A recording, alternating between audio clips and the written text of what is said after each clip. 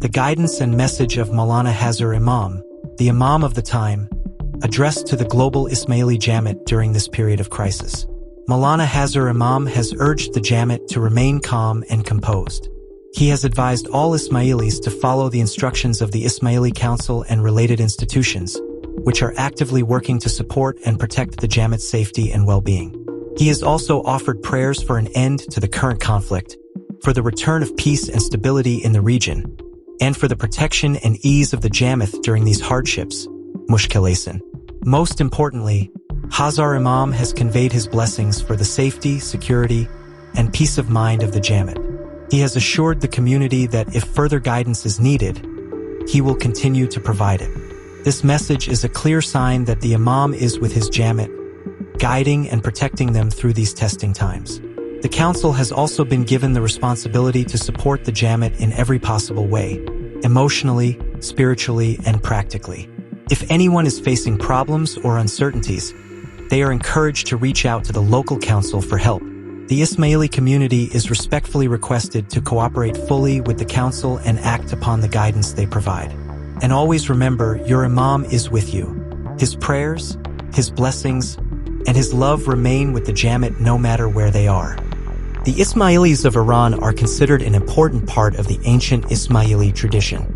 A look at Iranian history reveals that Aga Khan IV, Imam Hassan Ali Shah, once ruled over certain regions of this land. His life story is a shining example of patience, knowledge, courage, and divine guidance. It all began when Imam Shah Karim was martyred in Yazd by certain opponents. After his martyrdom, his eldest son, Hassan Ali Shah, who was only 13 years old at the time, became the successor in the chain of imamate.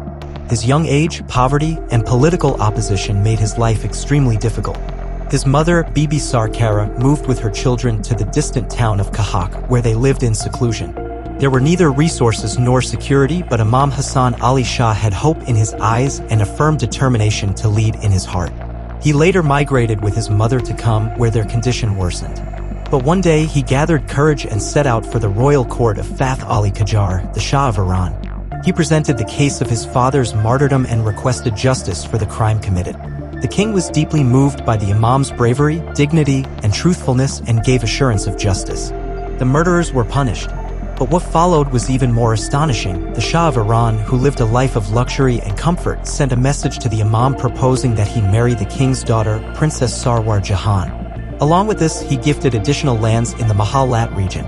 This was not just a political alliance, but a recognition of a spiritual bond. Fath Ali Qajar knew well that Imam Hassan Ali Shah was not only a religious scholar, but also a brave and strategic leader. Imam Hassan Ali Shah accepted the proposal, and his marriage to the Iranian princess took place. From this union, a son was born, named Ali Shah. Thus, Imam Hassan Ali Shah not only remained linked to the lineage of the Prophet, but also became connected to the royal family of Iran. It was on this occasion that the king granted him the title Aga Khan, meaning Master and Lord. This title has been carried by the Nizari Ismaili Imams ever since and is known in Europe as Aga Khan. Sometime later, the Imam's mother migrated to India and passed away in the Kutch region of Gujarat. Thus, the Imam's family came to hold a spiritual position of significance in both Iran and India. As time passed, the Qajar dynasty saw changes. The new king, Muhammad Shah Qajar, on the advice of his prime minister, appointed Imam Hassan Ali Shah as governor of Kerman in 1835. At that time, Kerman was a land filled with rebellions, Afghan raids, and lawlessness.